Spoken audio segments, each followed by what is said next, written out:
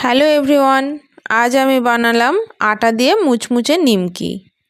তো বন্ধুরা, আমার এই রেসিপিটি যদি আপনাদের ভালো লেগে থাকে তাহলে একটি লাইক, চ্যানেলটি সাবস্ক্রাইব করে পাশের বেল আইকনটি অন করে দেবেন। তো বন্ধুরা, প্রথমে 1 কাপ আটা নিয়ে নেব, তারপর নিয়ে নেব হাফ চামচ জোয়ান, স্বাদ মতো নুন, 2 চামচ তেল দিয়ে ভালো করে মাখিয়ে নেব। মাখানোটা যেন এই রকম হয়।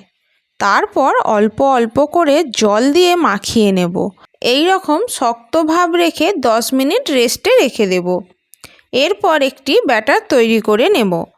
এর জন্য নিয়ে নেব 5 চামচ ঘি ও 1 চামচ আটা।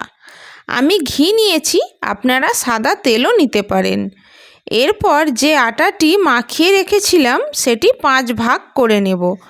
এরপর একে একে সবকটি রুটির মতো বেলে নেব।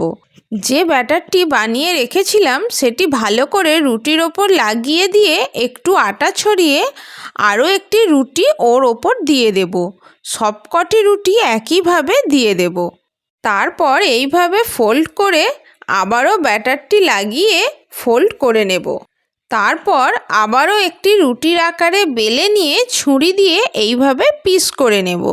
তারপর গ্যাসের ফ্লেমটি লো টু মিডিয়ামে রেখে একটু লাল করে ভেজে নেব। তারপর আমাদের রেডি হয়ে যাবে অসাধারণ মুচমুচে নিমকি। তো বন্ধুরা, দেরি না করে বানিয়ে ফেলুন। বন্ধুরা, ভিডিওটি শেষ পর্যন্ত দেখার জন্য ধন্যবাদ।